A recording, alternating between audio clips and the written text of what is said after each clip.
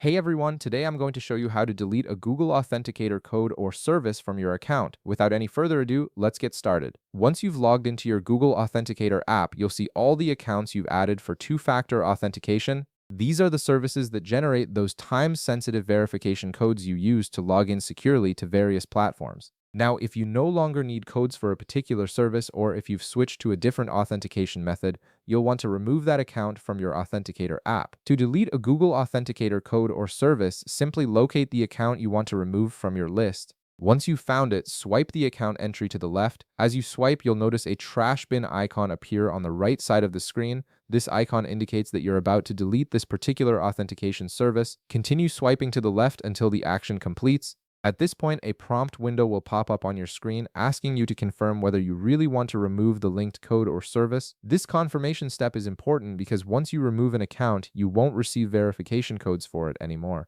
The message will clearly state that you won't receive codes for the selected account going forward, so make sure you're certain about this action before proceeding. To finalize the removal, simply tap on Remove Account. Once you confirm, the account will be immediately deleted from your Google Authenticator app, and you'll no longer see it in your list of services. This means you won't be able to generate authentication codes for that particular service anymore. If you ever need to add it back later, you'll have to go through the setup process again using a new QR code or setup key from that service. And that's it. You've successfully removed an account from Google Authenticator, cleaning up your Authenticator app and keeping only the services you actively use. If this video helped you out, be sure to leave a like, subscribe, and I'll see you in the next one.